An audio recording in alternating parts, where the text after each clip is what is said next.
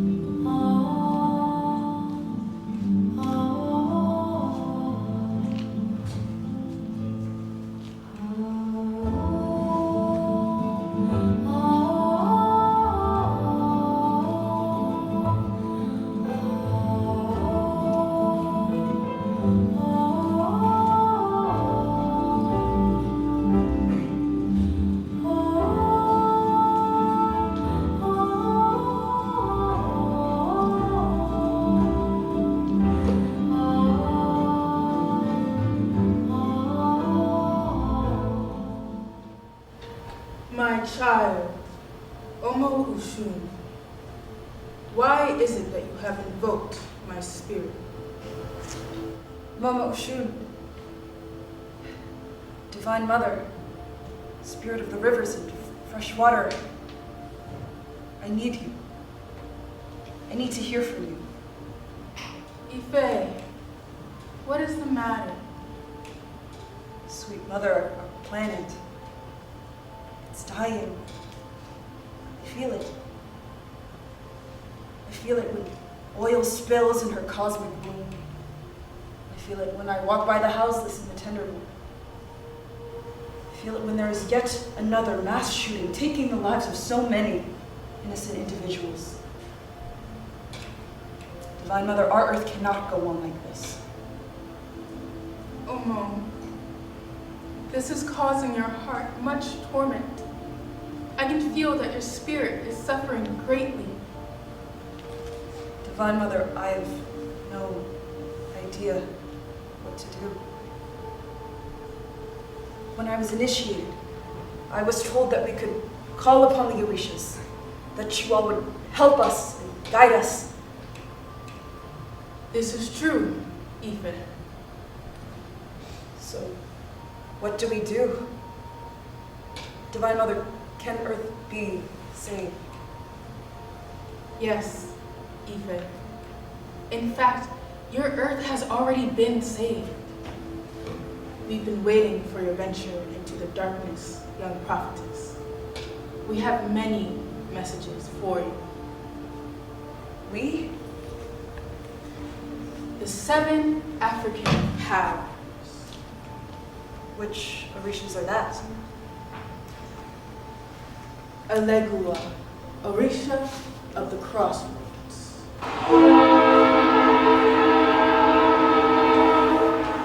Yemaya, Orisha of the sea and motherhood.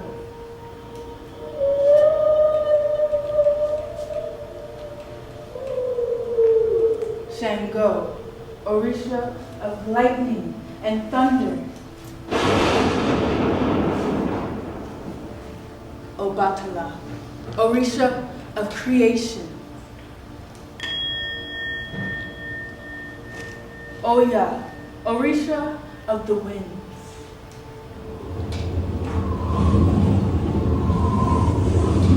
Ogun, Orisha of iron and war. And myself, Orisha of love and fresh water. Why? What are you meant to tell me? Each Orisha is instructed to give you a different piece of the puzzle. My piece is the prophecy. The prophecy? Ife, recall in your world, in the year 2012, there was a great panic that the world would end.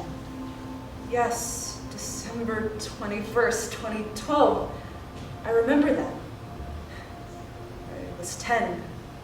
I had no idea why people thought the world was ending. I was right there with them. This panic was due to a Mayan prophecy. The ancient Mayan prophecy foretold that the world would end on December 21st, 2012. However, the Mayan calendar and the American calendar that your people follow are 8 years off. Meaning? Meaning that 2012 was actually 2020. Oh, shit! And it wasn't the end of the world. But the end of the world as we know it. Exactly. December 21st, 2020. Wait, that's when Black Twitter was joking about getting our superpowers. Okay, what is the significance of that day? The Great Conjunction. On this day, Jupiter and Saturn align for the first time in nearly 400 years, signaling the Earth's shift into a new age. The Earth shifts ages only once every 2,190 years, and this is more special than any that has come before. This is the age of Aquarius. I've heard of this. The age of Aquarius, said to be the age of enlightenment, the age of peace, the golden era. Yes, the birth of a new Earth, where the collective achieves Christ consciousness, allowing them to understand their divinity as one with God. How is it that we are one with God? For God is light. God is energy.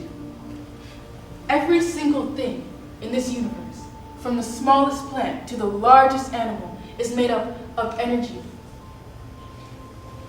In other words, we're not a drop in the ocean. You are the ocean in a drop. The ocean being God. Yes. You are all tiny, tiny pieces of God, the size of a mustard seed. Just as smart, just as powerful. But you all have been taught that you are separate from God and thus one another. It is that is holding your world back. You cannot fathom your greatness. So, God is the totality of all things, including me and you. Yes, your greatness. The Orishas created humans in our image and in our likeness, as was instructed by the supreme God who made us. But a great flood forced our departure, and soon after, the law of non-interference was passed. What is the law of non-interference? The law of non-interference states that while we can guide and watch over humans from the heavens, we must never interfere in their development. The flood left humans with nothing. They were forced to start over in their development like savages, not knowing of their divinity. And the Orishas were forbidden to interfere. Directly. Say that as if you were able to interfere indirectly? Ife, the Orishas take care of our children. Even if we could not interfere directly, we would interfere indirectly if it meant helping the advancement of the human race. So, how'd you do it? Telepathically. Through telepathy, we would share knowledge on mathematics, plant medicine, astronomy, and so on. But wouldn't that be considered interference? No. We call them gifts. We send them out into the atmosphere, Your minds pick up on it, and what's done with it is up to you all. It would only be interference if we told you how to use them, or if they were used for the wrong purpose. Okay. All we give you is knowledge, but knowledge is not power, only potential. Action is power. Execution is power. That makes sense. So, here's the thing about the law of non-interference. I'm listening. The gods are not allowed to interfere unless humans got to a point where they could destroy the earth, which would adversely affect the whole of the cosmos. So, where we are now in time. Wait, where we are now? In time? Yes, So what, you're all coming back to Earth? it was discussed, but very quickly shot down. That would cause great fear and panic among humans, so no, we're not coming back to Earth. Not in that way, at least. What are you implying? Well, humans have now reached a point where they could destroy the Earth, correct? Yes. This affects every other planet in the cosmos. So a call was sent out. Earth is in trouble. Who wants to volunteer? The only thing is, we knew we could not come in our natural form so as not to frighten the humans. Okay, so what did you do, or what are you doing? The volunteers spent days in a meeting trying to figure out the best possible course of action until we finally came to a consensus. All right, dude, the suspense is killing me. What is this consensus? Well, according to our calculations, it would take about 10,000 humans to completely raise the consciousness of Earth and its inhabitants from the third dimension to the fourth dimension. Okay. So the consensus was there would be 3 waves of volunteers. These volunteers would take on human forms. Their spirits would incarnate in human bodies. To fix the world from the inside out. Oh, I get it. I understand. Wait, so when were these 3 waves born? Many of the first waves are what your people call boomers. Born shortly after the nuclear bomb went off from the years 1946 to about 1990. These were the pioneers of our mission. Okay. And the second wave was born from 1991 to about 2012. Their purpose is to simply be. Their existence and individuality themselves raise the vibrations of Earth. That makes so much sense. So I'm second wave. Yes. And the third wave has it the easiest in many ways. Their DNA has already been altered because of the work done by the first and second waves. They are incredibly sensitive and gifted. So what does this all mean? Mama Oshun, what are we supposed to take from all this? All I can say, Ife,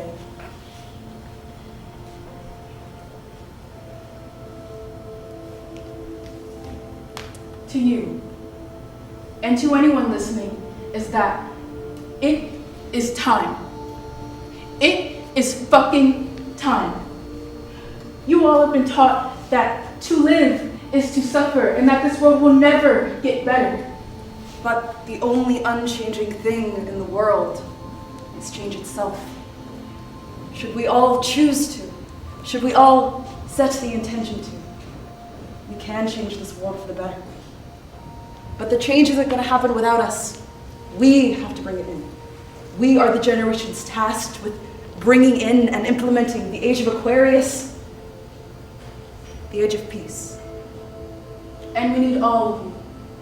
All of your gifts, talents, personalities, passions. Whether behind the scenes or at the forefront. Whether inspiring, protesting, creating, healing, or even just being. Your existence is needed. You all are in phase 1 of the new earth. In this phase, you are being called to heal yourself so that you may heal the earth. As above, so below. As within, so without. Look within. Face your shadow so you may let go of the things that are no longer serving you. And know this. You are your highest self right now. All it takes is the awareness of it. You are one out of infinity. There is only one you in all of the cosmos. That is your gift. To be you. Your most authentic self. The revolution will begin within and ripple outward. As long as there is breath, there is hope. Until we meet again, welcome to the age of Aquarius.